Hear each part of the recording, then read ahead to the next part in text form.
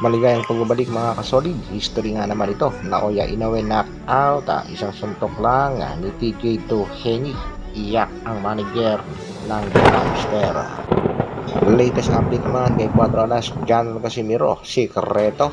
Ibinulgar na kung bakit yan nanatiling matibay at malakas ang nag-iisang angas ng Pinas. Yan ang ating mga pag-uusapan para sa ating unang balita mga kasolid, isa sa mga world champion natin sa kasalukuyan. Ito nga ay si Melvin Jerusalem.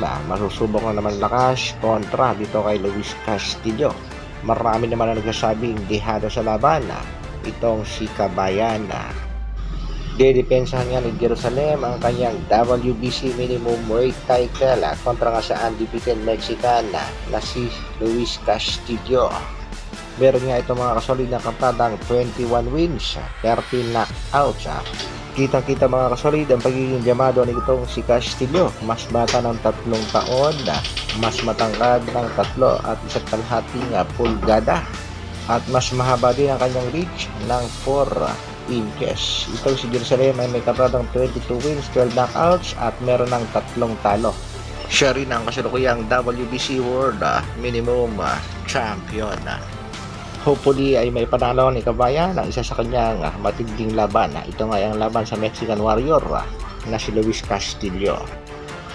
Samantala, bakbakan naman sa pagitan ni Canelo Alvarez kontra dito kay Edgar Berlanga. Ito nga ay gaganapin sa September 14 sa Las Vegas, Nevada. Co-main event naman dito mga kasolid ay ang bakbakang Erislan de Lara kontra Danny Garcia para sa WBA middleweight world title. Sa October 12 naman mga kasolid ay ang undisputed showdown na gaganapin sa Saudi Arabia sa pagitan nga ito ni Dimitri Bivol at Arthur Beterbiev.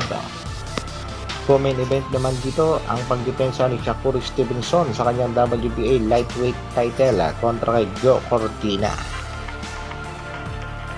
Sa kabilang balita naman mga kasolid, matatandaan natin ang manager nitong si Naoya Inoue na si Mr. Ohashi ay napayak nga sa laban ng The Master ng Japan kontra dito kay Luis Pantera Neri.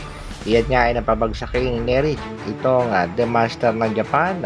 Buong akala nga nitong si Ohashi ay hindi na makaka-recover at matatalo na ang kanyang alaga.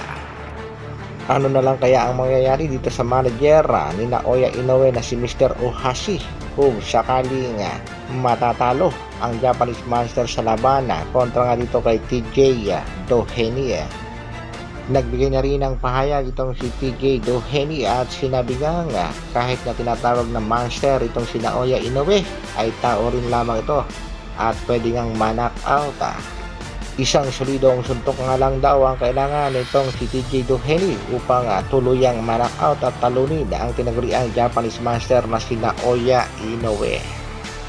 Kaya naman bukas nga lamang ay magkakaalaman na kung tatalunin o ma-upset nitong si Doheny ang tinaguriang halimaw ng Japan.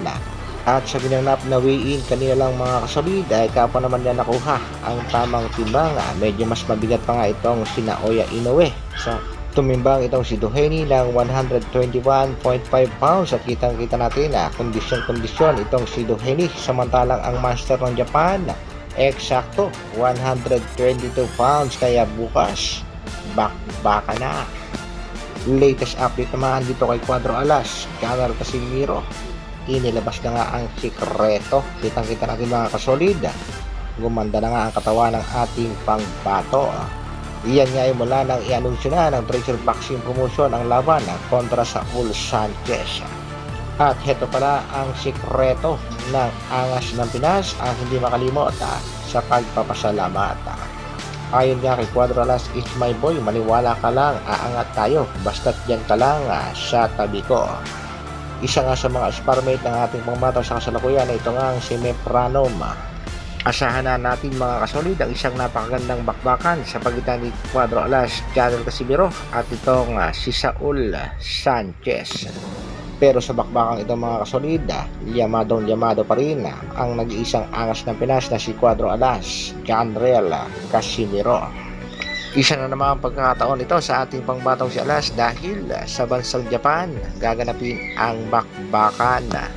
Isang impresibong panalo lang ang kailangan na mas maganda sana kung manalock ng mas maaga para mawindang ang bansang Japan at nang maalarma rin ang tinaguriang monster ng Japan. Hanggang dito na lang muna mga kasolid. Maraming salamat sa patuloy na pagsuporta at panonood. Mabuhay!